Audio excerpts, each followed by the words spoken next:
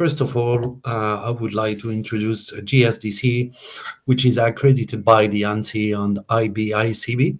It is a globally recognized certification body dedicated to equipping professionals with industry-leading skills, with over 100 comprehensive learning resources on internationally recognized certification. GSDC sets the benchmark for excellence in IT business on emerging technologies.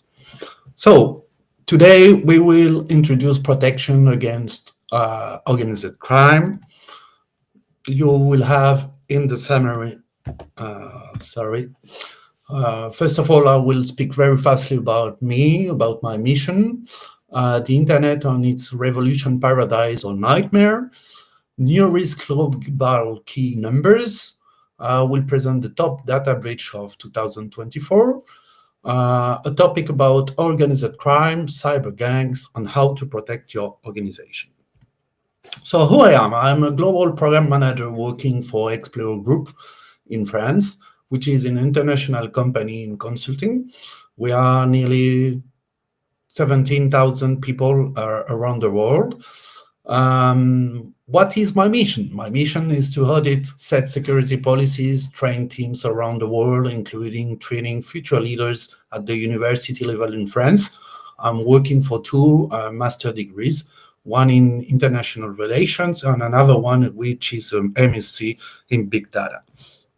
So about my certifications and skills, I'm a ISO 275 risk manager from PwC. I'm also certified from cybersecurity for industrial controls and critical infrastructures from the US Department of Homeland Security. I have also a counterintelligence certificate program from the Defense Counterintelligence and Security Agency of USA. And also, I'm a privacy professional from OneTrust around the protection of data. So industry sectors in which one I am involved, defense space. I have been working also for French Inter-Army Joint Command. I've been working in the railway industry, and today I'm working in automobile industry for Renault Group to be exact. I'm member of the GSDC as a technical advisory board member, also affiliate member in the Royal Chartered Institute of Information Security of United Kingdom. Since 2013, I am member of the Octopus Cybercrime community from the Council of Europe in France, and also member of the Cybersecurity Comet Group from the National Center for Space Studies in France. So what about internet and its revolution on all the promises things that we were expecting from it since a long time? It has bring some liberty and evolutions in our lives, the way to study, the ways of communications has changed many things around that, and also how to get informed, how to consume, because it has changed the way to consume using internet, to have fun. It has changed many things around that also. On meet and date. And this is, from my own perspective, the century of the rise of Homo numericus, because many people speak about Homo sapiens sapiens, but with this major change of the internet and the introduction in our economy and our lives, we can say that we are inside now the laptop and in the virtual world. But in the same time, the new emergence of risk has arrived, and we can say that there is a kind of dark side around the internet. So to give you an overview, a global overview about global key numbers, cybercrime in 2024 is estimated at 9.22 trillion of US dollars and should be nearly 10.5 trillions of damage due to the cybercrime in 2025. So to give you an idea about the cost of the global cybercrime and internet, I put the global GDP in 2024, which is estimated at 109 trillions of dollars. So we can see since the last 5-10 years globally, a growth about 15% compared to the previous years. 60% of email malware infections. It's something that we have been seeing in the global economy. Around 2.6 millions, which is the cost of malware attacks for large enterprise. 93% of cyber criminals can penetrate 93% of corporate networks. Most of the time, when we are speaking about phishing, 78% are cyber espionage attack.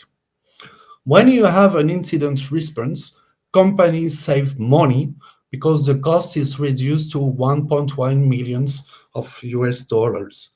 So when you have a strong cybersecurity, you can reduce the cost and also the impact to your company.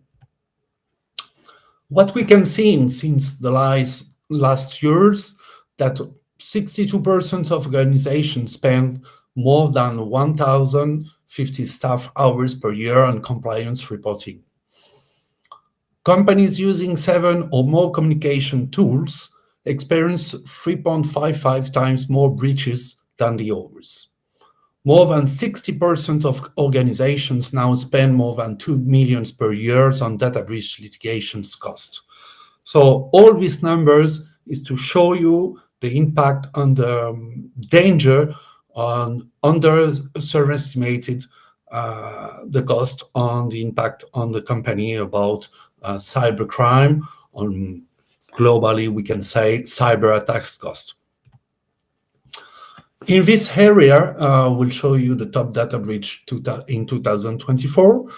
You have in first United Health Group in USA, International Monetary Fund also has been touched, England and Wales Cricket Board in UK, Cannes Hospital in France, because environment of hospitals are very, very searched by cybercrime, Sencora in USA, Spotable also, Tangerine Telecom in Australia, Trello, Varta, Omni Hotels, Equilon, Cutout Pro, Frontier, Thyssen Group, United Nations Development Program, US local governments as globally the federal instances of USA, Fujitsu, Prudential Financial, Octapharma Plasma, and Loan Depot.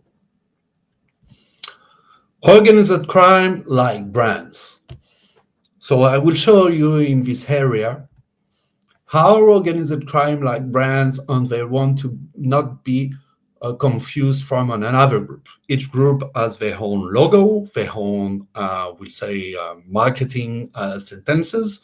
For example, the first one in this area is the Primeiro Comando da Capital in Brazil.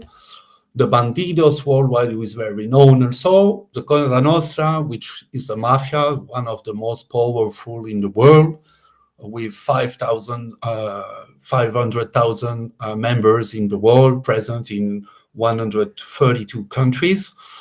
You can see also this picture about the Mara Salvatrucha or the M13, which are the gangs from the Central America in San Salvador.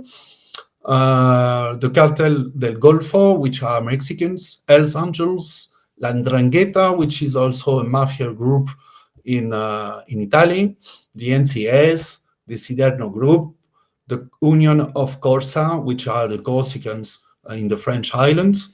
Here you have the MS-13 and the Global Cartel in Colombia. So let's go deeper to cyber gangs. Cyber gangs is a global market overview around the ransomware. So you can have, as you can see, we have the Ragnar Locker, the Montlunker, Maktub Locker, Ransomware Vice Society, Black Basta, Akira Ransomware, Ransom Hub, and the Hunters International. Everyone is very, very, we'll say, very tricky to communicate as professional, and also to be not confused from another group. How they do? For example, if we take the case of Logbit 3.0, it's the best example of the industrializations of cybercrime on cyber criminals. For example, they have a customer service and employees with assigned tasks, like a major company. They provide tools to its affiliates to generate a ransomware attack. Their affiliates are clients who carry out the attacks themselves. Then they pay a commission to Logbit, which provides the working tool.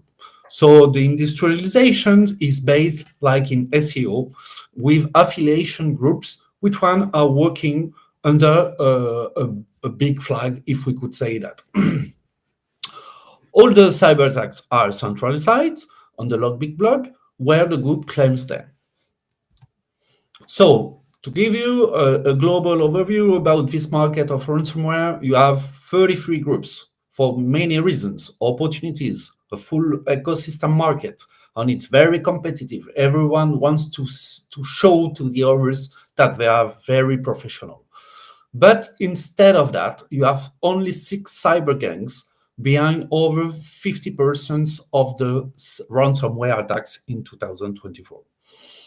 Cybercriminals secured ransomware payments for more than 1 billion in cryptocurrency in 2023, on the year, also in the year of 2024. And we can see the emergence of sophisticated scams using AI tools to orchestrate large-scale, complex frauds.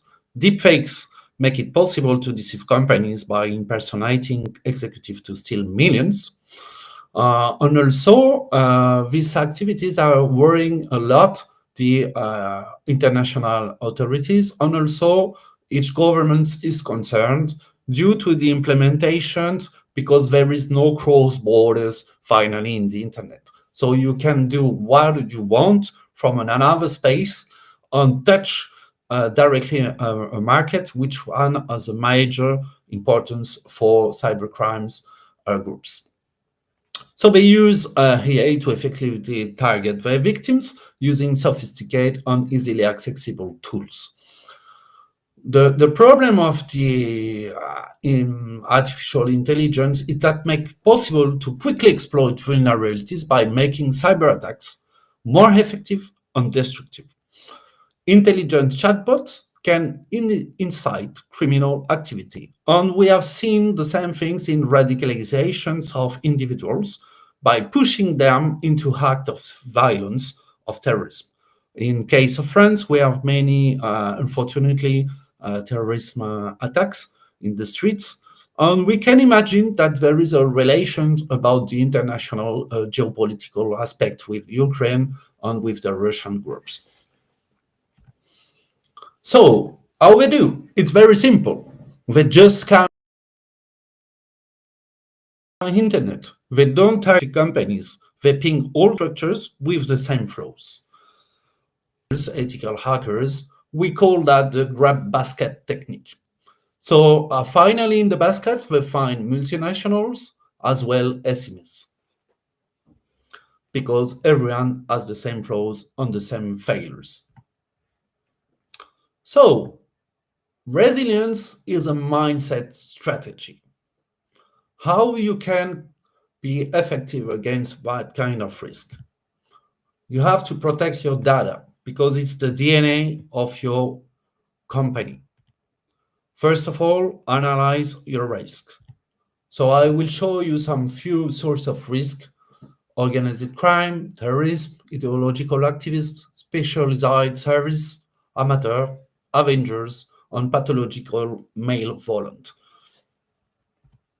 Target objective: espionage, strategic prepositioning, influence, interference with operations, lucrative, challenge, or threat. Vectors of attacks. Could be account takeover, compromission, web attacks, email attachments, insider threats, lack of encryptions, open ports, phishing, exploiting vulnerabilities, physical intrusion, attacks on customers, attack on outsourced infrastructures, attack on data housed on the cloud, or shadow IT. Internal and external attacks, ransomware, malware, social engineering, data threats, denial of service, threat to the internet, disinformation, and misinformation, and supply chain attacks. This is a global overview of the risk management from the ISO 275, in which one you have different steps, which one I will show you now. So the PDCA philosophy, plan, do, check, and act. So this is the first step. You have to think about the implementations in continuous improvement. The first step is the risk identification, risk analysis, risk evaluation, risk treatment, and risk monitoring. So you have some concepts which one are not so many used inside companies from my perspective, which could give you the way to make the calculation of the return on investment for security as the annual loss expectancy. So this is the way of define it and calculate it. On the value calculation of security measures is based and related with the previous slide. Technical architecture and data flow diagram. This is the most important in most of the companies. This is a real failure. In many times when you ask it, they don't have it, or it's not on time, I will say, in relation with the change done in the past. The technical architecture and data flow diagram should be the catalyst of the organization's information system. It should take the application plane, take in consideration the functional plane, the infrastructure plane, the operational layer. On the data flow is an architecture where data is an active identity that traverses the program asynchronously. So, unfortunately, from my experience, these documents are not always updated. So this is the foundation of the way to control and also to be able to protect a global information system. Security governance. How to secure and maintain the governance using a risk governance framework. As you can see in this picture, there is a continuous improvement from the beginning to the end. I put there some ISO family standards and best practices from 2012 from the next years, from the last year, sorry. And also a very interesting standard is the NIST SP 800, which take in consideration protect, detect, respond, and recover, could be used from any company in the world and has the function to give you the way to be resilient. So the heart of the presentation is based on cybersecurity program. In my case, I'm using ISO 27032 guidelines control for internet security, which one is taking in consideration the information security and the threats from the internet that could be involved due to cyber attacks. So there is three key pillars: cybersecurity program and governance, security operation and incident response, test, surveillance, and improvement. It's based on 18 controls from the ISO 27032 and also 13 controls from the ISO 27002. It's a kind of mix with ISO from the ICMS and also the ISO 275 as a risk analysis as the beginning, as the first step of the study. So there is 25 organizational controls, 2 people controls, and 23 technological controls. The 3 key pillars for ISO 27032 is based on cybersecurity program and governance, security operation and incident response, test, surveillance, and improvement. As you can see, there is other topics per each pillars, which are giving the structure of the management of this cybersecurity program.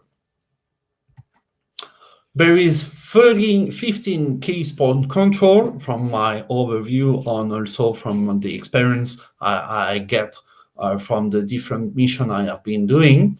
Control physical access, control access to data, protecting the computer network, encrypting data as a key step in the IT security, backup computer data, work based on history of the company, multiple authentication. Employee training and awareness is very important. Verify the configuration of the security solution because technology is effective, but sometimes there is misconfigurations. Continuous analysis is your best friend. Improve communication with management. IT shadow is a real problem, the phantom vulnerabilities. Anticipating incidents and minimizing the impact. Filter emails, protecting internet access, and physically protect your infrastructure. So the continuous improvement, this is the change challenge for the community of cybersecurity. And from my perspective, on my own opinion, cybersecurity is only change. Everyone wants change. No one wants to change, and everybody is leaving when they have to lead the change. This is the most important to maintain in your spirit because you will have to change and move the lines, and sometimes that's more difficult you have to do. It's not the implementation of cybersecurity, but to be able that the others accept to change themselves. So thanks a lot for your attention and your time. It was a little bit quick probably, but the presentation would be, I think, available if you need it. And I will conclude with a last step about GSDC. As you progress in your learning journey, explore GSDC extensive collection of 100 globally recognized learning resources curated to help you stay ahead in the industry. Stay connected for more bite-sized learning modules by following GSDC on LinkedIn, YouTube, on all the social media platforms. Keep learning, keep growing, and you will be a key step player for companies in which one you are involved in cybersecurity. I hope you a lovely evening because in Paris it's 12 o'clock on 20 minutes, and I just finished my intervention. I hope it was useful for all of you. Thanks a lot.